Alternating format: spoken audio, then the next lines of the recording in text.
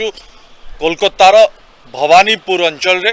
प्रथम मु आपन को होलीर अनेक अनेक शुभेच्छा दर्शक बंधु मु आपन को दवाकू चाहूँगी सारा ओडिशावासी को जो मैंने ये कार्यक्रम देखुंट एवं सबुठु बड़ कथा दर्शक बंधु सारा देश जानवा चाहूँगी वेस्ट बेंगल रे पश्चिम बंग रे कौन रही माहौल कौन हम ममता दीदी भाग्य भारतीय जनता पार्टी एथर सरकार करिबन ना एभली अनेक प्रश्न सारा देश जानवा चाहूँगी यार भीतर ओडिशावासी जानवा चाहते जे पश्चिम बंग रे अर्थात कोलकाता सहर रे थिबा ओडिया भाई मानकर मूड कौन अच्छी कौन चाहते ओडिया भाई माने एथर किए बनिब सरकार ए संपर्क जानिबा आम सहित किछि ओडिशार ओडिया भाई अच्छा सहित आलोचना करवा मु आपन को जानिबा चाहिए प्रथम आपन नाटा जानिबा को चाहिए नंदकेश्वरी बेउरिया नंदकेश्वरी बेउरिया आपन कोठिका जो ओडिशा केन्द्रापड़ा डिस्ट्रिक्ट हम घर केते दिन हेलानी आपन ए शहर रे अछन एटी अछि मोर 52 वर्ष हेलान 52 वर्ष हे गलानी आपन अछंती बतन निर्वाचन माहौल केम देखुछन निर्वाचन मन कोन किंति कहबनी सत ममता पाइबा कि के पाइबा कहबनी इठी जो विकास हबा कथा किबा जो विकास है जे तर आपन खुशी ना ना खुशी कि झमेला चलछि त खुशी कोन से पार्टी झमेला करछि ए पार्टी झमेला करछि खुशी कोन नहीं किए सरकार को आसीबो सेति झमेला चली किंतु साधारण लोकंकर जो समस्या रही समस्या मेंटेन भलो ना भल ना साधारण कर भलो ना बीजेपी कहूची एथर आमे सरकार को आसिले सोनार बंगाल करिवु समस्त कहन से भी कहूची ये भी कहूची समस्त कहन कहले ही जो नहीं बीजेपी सरकार दल ऊपर आपनकर भरोसा विश्वास अछि ना भलो विश्वास अछि मोदी के ऊपर विश्वास अछि आपन ना मोदी अनेक किछ करिछि से सब रहया कथा सेंट्रल से करिछि ना रहया कथा भलो अछि किंतु दरदाम वृद्धि को लेके अनेक जनता क्षोभ अछंती बीजेपी सरकार ऊपर बहुत दरदाम बढ़ी जाय किछ कहया तेल बढ़ुछि तेल दिन दिन बढ़ुछि तेल बढ़ुछि लिए बढ़ुछि सब्जी बढ़ुछि सब किछ बढ़ुछि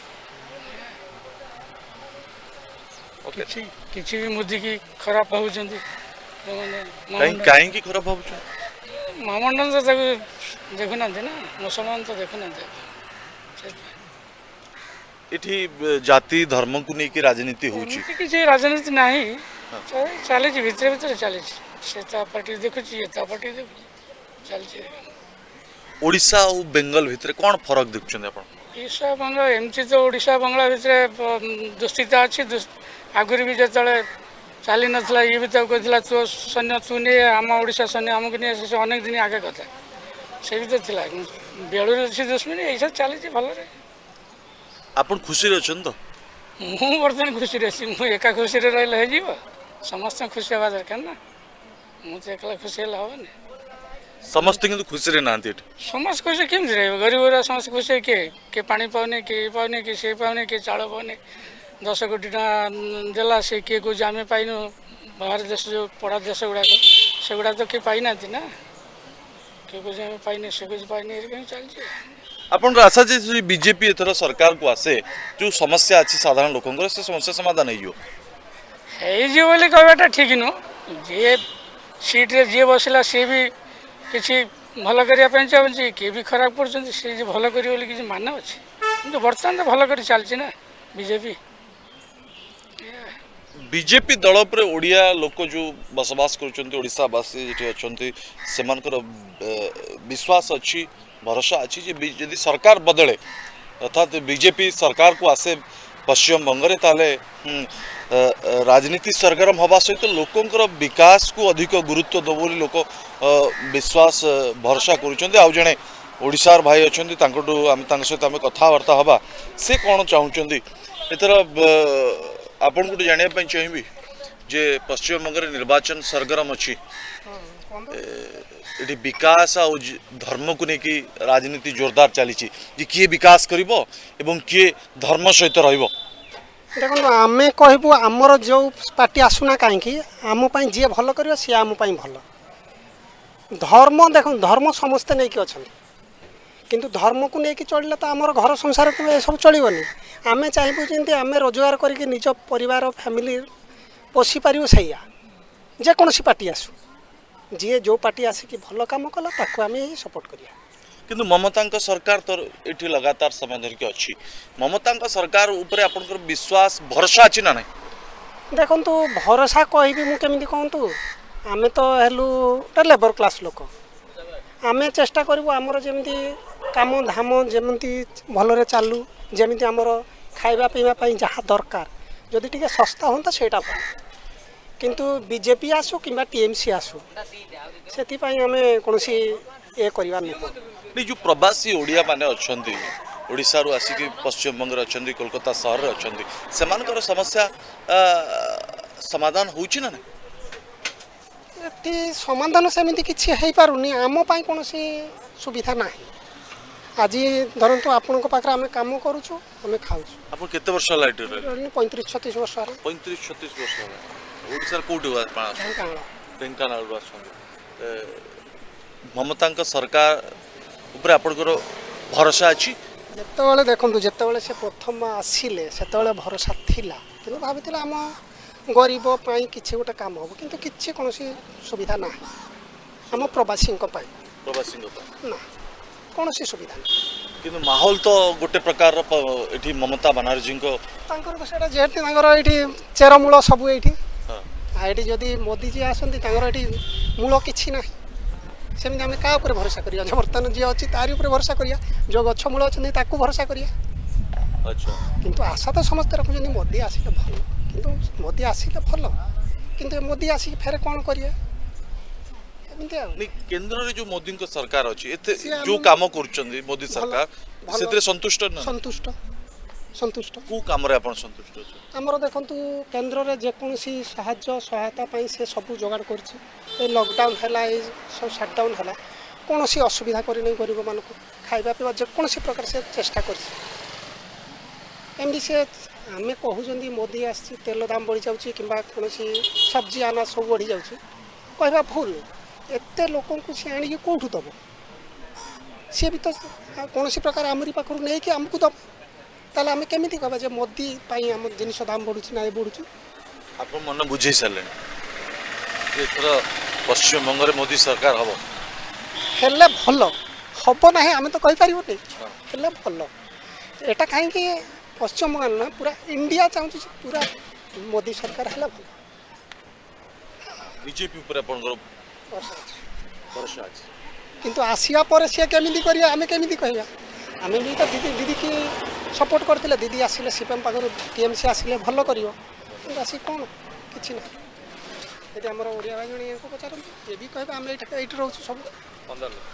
କେତେ ଦିନ ହେଲା ଆପଣ ଅଛନ୍ତି ଏଠି? ଆମେ ତ ଅଛୁ ଛୁଆଟେ 12 ବର୍ଷରୁ ଏଠି କଲିକତାରେ ଅଛୁ। 12 ବର୍ଷ ହେଲାଣି ଅଛନ୍ତି। 12 ବର୍ଷ ହେଇଥିଲା ଆମେ ଆପଣ କଲିକତାରେ। 12 ବର୍ଷ ମାନେ ଅର୍ଥାତ୍ ଏବେ ଆପଣଙ୍କ ବୟସ କେତେ? ଆମ 40। 40 ବର୍ଷ। 28 ବର୍ଷ। 28 ବର୍ଷ ହେଲା ଆପଣ କଲିକତା ସହରରେ ଏଇ ଚା ବ୍ୟବସାୟ କରୁଛନ୍ତି? ହଁ। ନା ଫାଷ୍ଟ କିନ୍ତୁ ଏଠି ବାଡ଼ି କାମ କରୁଥିଲୁ, ଛୁଆଙ୍କର ସେବା କରୁଥିଲୁ। ତାପରେ ଡାଲି ମିଲ୍ର କେତେ ଦିନ କାମ କରୁଛୁ, ଝୋଟ ମିଲ୍ର ବି କାମ କରୁଛୁ। କଲା ପରେ ତାପରେ ଏଠି ଆସିକି 2000 ମସିହାରେ ଘର ଭଦ୍ରକ ଜିଲ୍ଲା ରାମନଗର ରାମେଶ୍ୱର। ମୋଦି ସରକାର ଉପରେ ଆପଣଙ୍କର କେତେ ବିଶ୍ୱାସ ଆଉ ଭରସା ଅଛି କହିଲେ? ଆଜି ପୁରା ଓଡ଼ିଶା ଆପଣଙ୍କଠୁ ଜାଣିବା ପାଇଁ ଚାହୁଁଛି ଯେ ପଶ୍ଚିମବଙ୍ଗରେ ମାହୋଲ କ'ଣ ଅଛି? ପଶ୍ଚିମବଙ୍ଗର ଆମେ ତ ରାଜନୀତି ବିଷୟରେ ବିଶେଷ କିଛି ଆମର ଅଭିଜ୍ଞତା ନାହିଁ, କିନ୍ତୁ ଆମେ ଯାହା ଦେଖୁଛୁ ଯେଉଁ ସରକାର ଆସୁଛି ଯେଉଁଟା ସୁବିଧା ମିଳିବ ସେଇମାନଙ୍କୁ ସମିତି ମାନେ ସପୋର୍ଟ କରିବେ, ସେଇଟା ହିଁ ମୁଁ ଜାଣିବି। କ'ଣ ଆମ ସମସ୍ୟା ଅଛି? ଓଡ଼ିଶାର ଯେମିତି ଆମ ନବୀନ ପଟ୍ଟନାୟକ ବହୁତ କିଛି ହେଲ୍ପ କରିଛି। ତାପରେ କେନ୍ଦ୍ରର ବି ଲକଡାଉନ୍ ଟାଇମ୍ରେ ଉଜ୍ଜ୍ୱଳା ଯେତେ ପ୍ରକାର ସାହାଯ୍ୟ ଗରିବ ଲୋକଙ୍କୁ ଦିଆ ହେଇ 3ଟା ଲେଖା ଫ୍ରିରେ ଉଜ୍ଜ୍ୱଳା ଦେଇଛନ୍ତି।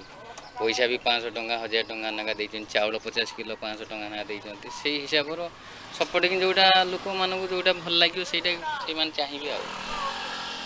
ଆଚ୍ଛା, ଆପଣ ମୋତେ ସ୍ପଷ୍ଟ କରନ୍ତୁ, ଲୋକ ଜାଣିବାକୁ ଚାହୁଁଛନ୍ତି କି କ'ଣ ସମସ୍ୟା ଅଛି ଯେଉଁ ସମସ୍ୟାକୁ ଦିଦିଙ୍କ ସରକାର ପୁରା କରିପାରିନାହିଁ?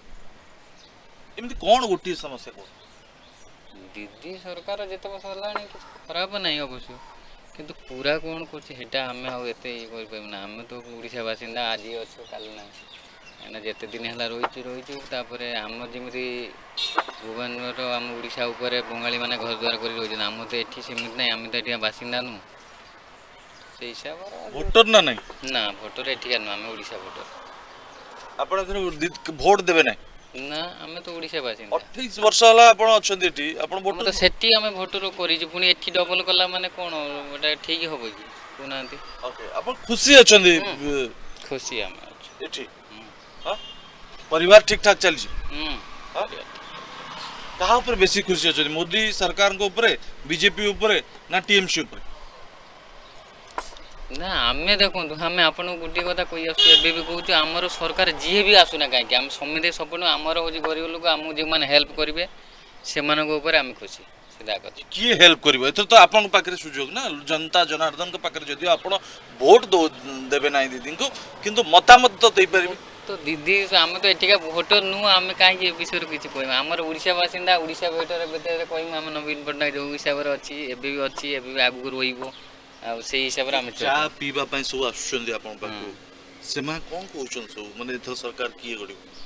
ଧର ମାନେ ସେମାନେ କହୁଛନ୍ତି ଯେ କିଛି ଅଂଶ କଟିବ, କିନ୍ତୁ ସରକାର ଆମର ମମତା ବାନାର୍ଜୀ ରହିବ। ଏହା କ'ଣ ଯାହା ଶୁଣିବାକୁ ପାଉଛୁ, ହାଲ୍ଲା ଯାହା ଉଠୁଛି, ସେଇ ହିସାବରେ ଜାଣିଛୁ। କିଛି ଆସନ ବିଜେପି ନବ, ଆଜ୍ଞା। କିନ୍ତୁ ମମତା ଦିଦି ଏଥର ସରକାର ଗଢିବ। ଏଇ ହିସାବରେ ଆଲୋଚନା ହଉଛି, ଆମେ ବି ଶୁଣିବାକୁ ପାଉଛୁ, ଆମେ ଯେତିକି ସ୍ପଟ ଜାଣିଛୁ ସେତିକି କହୁଛୁ, ଅଧିକ ଆଉ ଚା ଚର୍ଚ୍ଚାରେ ଏସବୁ ଚର୍ଚ୍ଚା ହଉଛି। ଆଜ୍ଞା। ହଁ? ହଁ ଯେ ଦିଦି ଏଥର ପୁଣି ବ୍ୟାକ୍ କରିବ। ହଁ? ହଁ। ଲୋକ କହୁଛନ୍ତି ଯେ ଦିଦି ଭଲ କାମ କରୁଛି। ନା ନା ହଁ, ଦିଦି ତ କାମ ବହୁତ କରିଛି, କରିନାହିଁ ବୋଲି କହୁନା, ଲୋକ ବି କହୁଛନ୍ତି ଦିଦି ବହୁତ କିଛି କରିଛି, ରାସ୍ତାଘାଟ କତରୁ ନେଇକି, ତାପରେ କଳକାରଖାନାଟା ଖାଲି ଯାହା ମାନେ ଯେଉଁଟା ଉଠେଇ ଦେଲା, ନହେଲେ ଆଉ ଅବଶିଷ୍ଟ ଯାହା କରିଛି ଭଲ କରିଛି, ରାସ୍ତାଘାଟ କତରୁ, ବ୍ରିଜ୍ କତରୁ ସବୁ ଲାଇଟ୍ ଫାଇଟ୍ ଲଗେଇକି ଭଲ ମନ୍ଦ କରିଛି ଆଉ। ବହୁତ ବହୁତ ଧନ୍ୟବାଦ। କ'ଣ ନା ଆପଣଙ୍କୁ? ମୋ ନାଁ ବିଷ୍ଣୁଚରଣ ସାହୁ।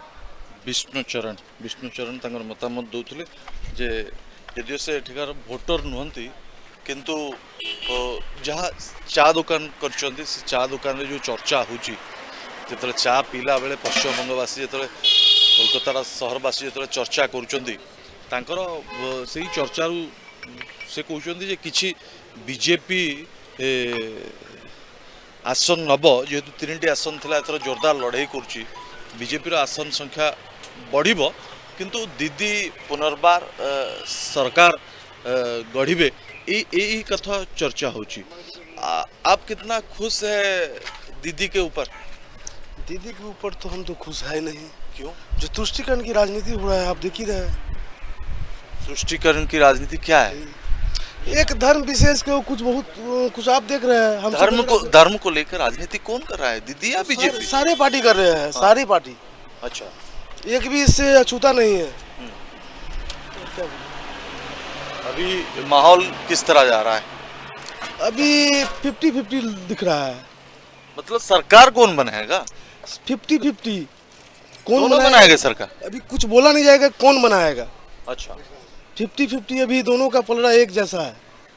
थोड़ा 19-19 होगा, 19-20 होगा, किसका सरकार बनेगा कुछ बोल नहीं सकते। अब गुस्से में है दीदी के ऊपर? गुस्सा है? नहीं, हमको किसी से गुस्सा नहीं है। हाँ? गुस्सा किसी से नहीं है। बीजेपी आएगा तो यहाँ पे काम होगा? होना तो चाहिए। तो विश्वास है कि नहीं, भरोसा? बिल्कुल भरोसा है, बीजेपी के ऊपर है? बिल्कुल भरोसा है। या आएगा तो काम होगा? हाँ बिल्कुल। लेकिन दीदी?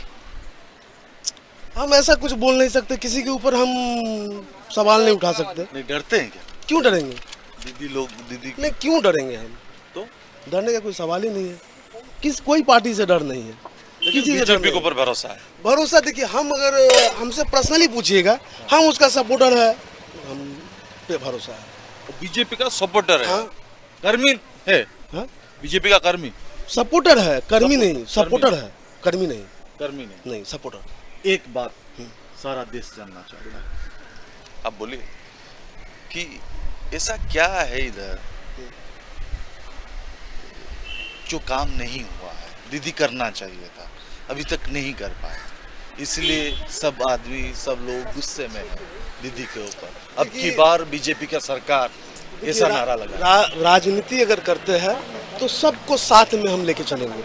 किसी एक को खुश करने के लिए अगर हम कुछ करें तो ये हमें ठीक नहीं लग रहा है, हमें ठीक नहीं, अदर को भी ठीक नहीं लग रहा है। अच्छा, नहीं, एक काम बोले ना जो काम नहीं हुआ। ऐसा बहुत सारा काम है। एक काम कहीं पे कुछ सांप्रदायिक कुछ हो जाता है, उसके लिए कहीं पे आप बोलते हैं, कहीं पे नहीं बोलते हैं। धर्म के आधार पे आप बोलते हैं, धर्म के आधार पे नहीं बोलते हैं, ये क्यों? हिंदी तो आप बहुत अच्छा बोलते हैं। हम हिंदी भाषा कहाँ से के आते राज्य से है, बिहार से। हाँ, बिहार से। बिहार पे तो आपका बीजेपी का बिल्कुल 15 साल से चल रहा है बीजेपी और जदयू का गठबंधन। इसलिए अब बीजेपी का समर्थन। ऐसा कोई बात नहीं है कि इसलिए नहीं।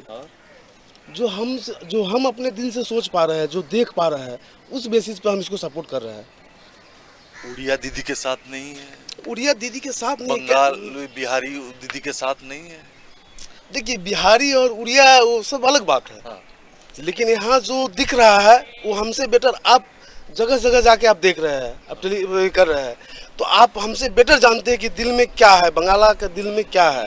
बंगला जो ये पूरे बंगाल है उसके आम जनता के दिल में क्या है वो आप हमसे बेटर जानते हैं, क्योंकि आप हम 50 जगह आप जाके आप रिपोर्टिंग करते हैं। बिहारी जी, आपका नाम क्या है? नवीन मिश्रा।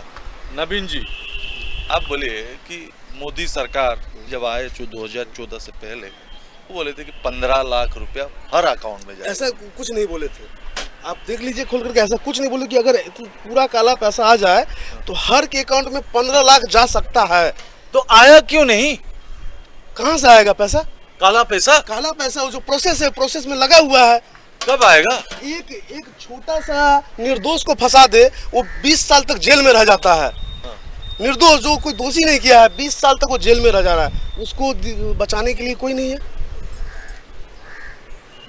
अच्छा, अब 15 लाख लेने के लिए सब लाइन लगे हुए हैं कि हाँ 15 लाख हमें। बोला क्यों? ऐसा नहीं बोला। आप अमित शाह का बात में बोले थे कि ये जुमला बस। हाँ, ऐसा सारे आप बोल देंगे फिर बोलेंगे जुमला है। आलू से सोना बनता है, हाँ। ये भी जुमला है। आपको तो बोलना नहीं चाहिए था, आलू से सोना बनता कौन है, बोला था? बनेगा। कौन बोला था? मोदी जी बोले थे? नहीं, हाँ। राहुल गांधी जी बोले थे। क्या बोले थे? यहाँ से आलू डालो वहाँ से सोना निकलेगा। हाँ। और मोदी जी क्या बोले थे? 15 लाख के बोले थे कि जो विदेशों में काला पैसा रखा हुआ है, जो पड़ा हुआ है, अगर वो सारे आ जाए तो आया क्यों नहीं? सबसे बड़ा सवाल अभी तक आया क्यों नहीं? 2 बार सरकार बना। प्रोसेस की बात है, इतना डीपली हम जानते नहीं है। हाँ। जो प्रोसेस हो रहा है अभी भी हो रहा है। कुछ दिन पहले ही आया था कि स्विस बैंक में इतना इतना अकाउंट है। हाँ। वो क्लियर नहीं हुआ है, होने क्लियर दीजिए। कर दीजिए ना। तो हम करने वाले कौन होते हैं? तो सरकार में जो बैठे हैं वो करना करेंगे। जो किसान लोग बैठे हुए हैं दिल्ली के बॉर्डर पे कि कौन सा मोदी स्टेट का किसान है? पंजाब का है, हरियाणा का है, बिहार का है, बिहार उत्तर का नहीं, प्रदेश, बिहार का नहीं है। बिहार का भी है, नहीं है। आपका उड़ीसा का है, बंगाल का है। उड़ीसा का भी है किसान। उड़ीसा में खट्टर जी ये क्या टिकैत जी को क्यों मारा गया था? उड़ीसा में आपके उड़ीसा में मारा गया था ना टिकैत जी को। कुछ लोग बीजेपी का लोग उनको मारेंगे अब देखिए, तो उड़ीसा मार दिया क्या उनको? नहीं नहीं नहीं नहीं, नहीं। हाँ? अगर भाई साहब, बीजेपी के ही लोग क्यों मारेंगे? आप यहाँ पे टिकायत जी हो या राहुल गांधी हो, उनको एक समर्थक बीजेपी का उनको मार देगा या चप्पल फेंक देगा तो आप बोलेंगे कि पूरा बंगाल फेंक दिया। नहीं नहीं, ऐसा कोई बात नहीं। और तो कुछ तो वहाँ पे विरोध हुआ है उनका। अरे बीजेपी लोग तो विरोध करेंगे ना टिकायत जी को, क्योंकि महीने महीने तक वो आंदोलन को जीवित करके रखे हैं। नहीं नहीं, ऐसा कोई बात नहीं है। महीनों नहीं, आज 3 महीना 100 दिन से ऊपर हो गया। हाँ, 150 दिन के ऊपर हो तो अगर गया। ऐसा होता तो हर 300 किसान ऐसा होता तो शहीद हो चुके हैं। उसके बाद भी मोदी जी का सरकार नहीं सुन रही किसान की बात। बिल्कुल सुन रहा है। हाँ, बिल्कुल सुन रहा है। ये हमें पूरे बिल के बारे में हमें मालूम नहीं है क्या बिल है। ठीक है, आपको मालूम नहीं है इसलिए आप बता नहीं हमें पाएंगे। लग रहा ओके, है। 2 करोड़ यूथ को थोड़ा साइलेंट करवा दीजिए। उस 2 करोड़ यूथ को नौकरी देने का वादा किए थे मोदी जी, क्यों नहीं हुआ? स्वरोजगार भी बोले थे। स्वरोजगार जो मुद्रा लोन ये बहुत तो सारा उनका नेता बोल रहे हैं कि पकौड़ा वो छोड़ दीजिए। वो पकोड़ा का व्यापार कीजिए।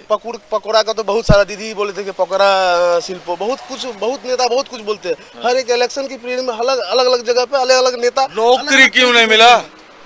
आप बोले ना आप समर्थक है बीजेपी का, नौकरी क्यों नहीं मिला? इसका मेन मुद्दा है बढ़ती हुई जनसंख्या। अच्छा, उसको हटाना है। आज हम बोल रहे हैं कि 50 रुपया, तो कैसे हटाएंगे जनता को? 50 रुपया तेल हमको चाहिए, पेट्रोल का रेट होना चाहिए 50 रुपया। लेकिन 5 साल पहले हम जो 5 कट्ठा जमीन खरीदे 25,000 रुपया में, 5 साल के बाद उसका वैल्यू हमें चाहिए 50 लाख रुपया, लेकिन तेल चाहिए हमको 50 रुपया।